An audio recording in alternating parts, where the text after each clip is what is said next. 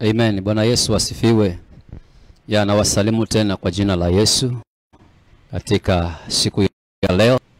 Neema ya Mungu imetubeba niposa kwamba tukapate tena kuingia malangoni mwake ili tukaweze kushukuru na kusumulia mapenzi ya Bwana. Hivyo nakukaribisha mtazamaji wangu katika siku hii ya leo ambayo ni jioni njema ambayo Kristo ametupatia ya kwamba nikaweze kusema na wewe kupitia andiko hili ambalo unalifahamu. Andiko hili ni Biblia ambalo limeandikwa ama limechorwa kwa ajili ya kwamba sisi wanadamu tukapate kulisoma na tukapate kufuatilia andiko hili ambalo ni takatifu la Mwenyezi Mungu. Jina la Bwana lipewe sifa.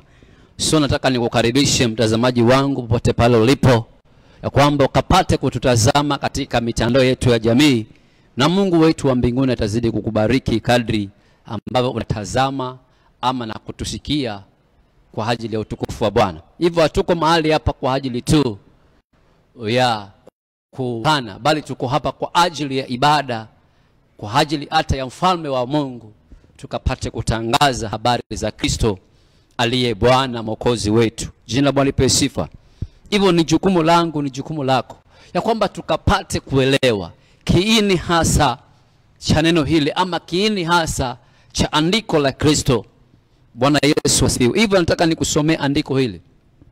Na andiko hili linatoka katika kitabu cha Yeremia 17 mstari ule wa 9. Nataka tuzungumze kuhusu moyo wa mwanadamu. Je, huu moyo wa mwanadamu umebeba nini? Ama unafanya nini? Ama unaeleza nini? Ama ni kielelezo cha namna gani katika maishani mwetu?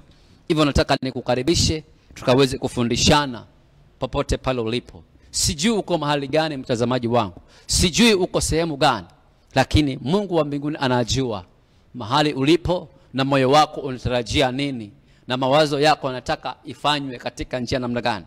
Hivyo Yeremia 17:9 nataka tukaweze kusoma 17:9 tukaweze kusoma, na Mungu wetu aliye mbinguni atapata kutubariki. Sote ni wanadamu na tunahitaji tukaweze kuelimishwa, na tunahitaji kupata mengi zaidi kupitia maishani mwetu. Yeremia 17 mstari ule wa 9, maandiko yanasema hivi: moyo huwa mdanganyifu kuliko vitu vyote. Bwana Yesu asifiwe sana. Moyo huwa mdanganyifu kuliko vitu vyote. Nataka tuangalie, je, moyo huu ni mdanganyifu kuliko vitu vyote kwa njia namna gani? Jina la Bwana lipewe sifa. Moyo huwa mdanganyifu kuliko vitu vyote. Una ugonjwa wa kufisha. Inasema kwamba una ugonjwa wa kufisha. Bwana Yesu asifiwe sana. Nani awezaye kujua? Nani awezaye kujua moyo huu ambayo una ugonjwa wa kufisha, ama moyo huu ambao ni mdanganyifu? Jina la Bwana lipewe sifa. Mstari wa 10 kasema kwamba mimi Bwana na uchunguza moyo na vijaribu viuno, hata kumpa kila mtu kiasi cha njia zake, kiasi cha matunda yake, matendo yake. Bwana Yesu asifiwe sana. Kristo anauchunguza moyo wa mwanadamu, na akasema kwamba moyo wa mwanadamu ni moyo wa kufisha. Haleluya. Vitu vyote vina ugonjwa wa kufisha. Nami awezaye kujua huu moyo? Mimi Bwana na uchunguza moyo na vijaribu viuno, hata kumpa kila mtu kiasi cha njia zake. Bwana Yesu asifiwe. Kaa ukijua kwamba moyo wako katika mwili huu tulio nao, uliofinyangwa na Kristo, uliotengenezwa na Kristo, ya kwamba moyo wa mwanadamu ni mdanganyifu, na Kristo peke yake ndio anajua huo moyo ambao ni mdanganyifu. Na akasema kwamba una ugonjwa wa kufisha. Haleluya. Kwa sababu katika maishani mwetu, ama katika mili yetu, ama katika viungo vyetu kama wanadamu, tunavifahamu vyema, lakini Mungu anaofahamu zaidi katika maishani mwetu, katika mioyo yetu, ya kwamba mioyo midanganyifu kuliko vitu vyote. Jina la Bwana lipewe sifa. Moyo wa mwanadamu ni mdanganyifu kuliko vitu vyote. Naweza kuwa ya kwamba katika ndani ya maisha yako ama katika huo mwili una mawazo tofauti. Bwana Yesu asifiwe. Kuna vitu vingi ambavyo umevibeba katika huo moyo. Wengine wamebeba wenzao, wengine wanasema kinyume cha wenzao.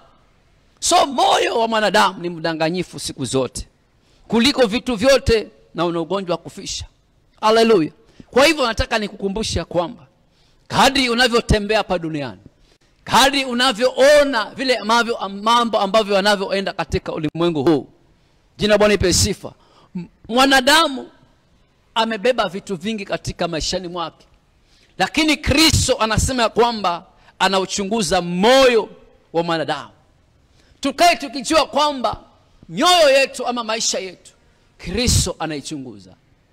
Anachunguza mwenendo wako, anajua tabia zako, anazichunguza vyema katika maishani mwako. Hivyo ukae ukijua ya kwamba huo moyo ulio ni mdanganyifu. Kristo alijua kabla ya wewe ya kwamba unavyojijua. Hivyo ukae ukijua kwamba je, moyo wako umebeba nini? Je, moyo wako una mawazo gani? Je, mwili wako uko katika njia namna gani? Haleluya. Na Kristo akasema kwamba anavijaribu viuno hata kumpa kila mtu kiasi cha njia zake mwenyewe, kiasi cha matunda yake, ya matendo yake mwenyewe. Jina Bwana ipe sifa. Unaweza kuwa ya kwamba una matendo ambayo unayoyajua unayafanya katika sirini, lakini Bwana amekupa kiasi cha matendo yako. Bwana anayechunguza maisha yako, Bwana anayechunguza, haleluya, fikra zako, anakujua vema, anakuchunguza vema, na anavijaribu viuno vyako hata kumpa kila mtu kiasi cha njia zake mwenyewe. Bwana Yesu asifiwe. Tunajua ni vitu gani ama ni viasi ya kitu gani unachohitaji katika maisha yako, lakini Kristo humpa yule mtu ambaye anahitaji kiasi cha haki yake, kiasi cha maisha yake, kwa sababu anajua moyo wako, anajua tamanio lako, anajua kile chochote ambacho unakipitia hapa duniani. Kuna uwezekano kwamba unapitia mambo magumu, lakini Mungu anaofahamu zaidi kukuliko wewe, na akasema kwamba nilikuchagua uwe wangu, akakuweka, akakuchora katika kiganjani mwake kwamba wangu. Sema kwamba nilikujua kutoka tumbo ya mama yako, kabla haujazaliwa akujua na akakutakasa. Hivyo moyo wako uko mikononi mwa Mungu, maisha yako iko mikononi mwa Mungu. Anachunguza moyo huu ulio nayo, maana moyo wako mwanadamu ni mdanganyifu siku zote.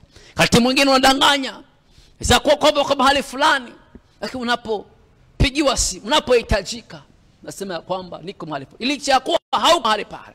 Hivyo moyo wako ni mdanganyifu. Moyo wangu ni mdanganyifu. Ni kweli hatujasimama katika njia sawa, lakini Kristo anataka ya kwamba tusimame katika ukweli, tusimame katika njia ya kumpendeza Kristo, kwa sababu mioyo yetu imebeba mambo mengi. Mioyo yetu inafikiria mbaya, mioyo yetu ni midanganyifu, mioyo yetu iko katika njia panda, njia ambayo haipendezi Kristo. Basi Kristo anaturudi, anatuambia kwamba anatujua jinsi kadri ya matendo yetu. Hivyo wewe mwanadamu uliyebeba moyo ambao ni mdanganyifu kuliko vitu vyote, na moyo una ugonjwa wa kufisha, moyo una ugonjwa wa kusahau, moyo una ugonjwa wa kutenda mambo isiyokuwa ya kweli, moyo umebeba watu aina tofauti tofauti. Bwana Yesu asifiwe. Hivyo moyo mwanadamu ni mdanganyifu, haujaridhika, haujakuwa na msimamo katika maishani mwetu sisi wanadamu. Hivyo tukae tukijua Kristo hutimiza ama hujaribu viuno vyetu hata kumpa kila mtu kiasi cha njia zake. Haleluya. Tuna njia nyingi, lakini Kristo hutupatia kiasi cha njia zetu, hutupatia hitaji letu, hutupatia mambo tunayohitaji katika maishani mwetu. Lakini anajua kwamba mwanadamu ni yule yule ambaye ana ugonjwa wa kufisha, ambaye moyo wake ni mdanganyifu. Hivyo tukae tukijua kiasi cha matunda yake, njia zake, kiasi cha kadri ya matendo yake. Haleluya. Kama kwa akusanyivyo makinda yake, ndivyo Kristo anavyokujua vyema. Hivyo kwa ukijua kwamba Bwana anachunguza moyo na anajaribu viuno vyako. Bwana anachunguza mioyo yetu. Je, tutamkimbilia? Je, tutamuishia yeye? Tutakaa tu kadri ya mawazo yetu, kadri ya kutembea katika asili zetu, lakini tumjue Kristo, maana anajua chochote unachokifanya hapa duniani. Zakuwa ya kwamba katika maishani mwako kuna mtu alikukosea, kuna mtu alipita katika maneno ambayo haikukufurahisha. Bwana Yesu asifiwe. Kwa hivyo kwa ukijua kwamba kadri ya matendo yako, kadri ya kutembea kwako, Bwana anaochunguza moyo. Haleluya. Jina Bwana lipe sifa. Mimi Bwana naochunguza moyo na kujaribu maisha ya mtu. Unajiona kwamba uko sawa lakini hauko sawa. Lakini kuna Mungu wa mbinguni ambaye anachunguza huo moyo, kwa sababu moyo wa mwanadamu ni mdanganyifu kuliko vitu vyote. Haleluya. So tuache kusema mambo ambayo si ya kweli. Tuache kutembea katika njia ambayo si za kweli.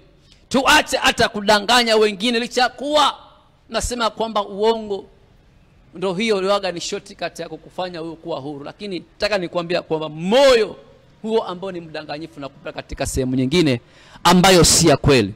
Hivyo nataka nikukumbusha kwamba kuwa mkweli katika maishani mwako. Tengeneza mahusiano yako mazuri na Mungu kwa ajili ya kusema ukweli, kwa ajili ya kutembea katika njia za kumtukuza Bwana. Maana kila mtu hupewa kipimo cha kiasi anachohitaji katika maishani mwake. Haleluya. Maana tumekuwa waongo, unatembea katika zina. Kiulizo umefanya hivyo, nasema hapana, huo ni uongo. Moyo umejaa udanganyifu katika maishani mwetu si wanadamu. Hivyo tugeuke leo tumjue Kristo. Tugeuke leo tumkimbilie Bwana, kwa sababu huu moyo wa nyama tulio nao unawaza mambo mengi. Huu moyo wa nyama ulio katika ndani ya miili yetu uko tofauti kulingana na mapenzi ya Mungu.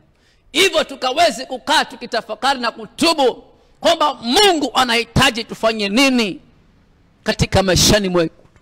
Mungu anataka tutembee katika njia ya namna gani? Maana alitujua ya kwamba mioyo yetu ni midanganyifu. Hivyo tutembee tukijua kwamba Mungu anaangalia. Jehova anaangalia ni nani huyu ambaye anatembea katika njia ambazo si za kweli.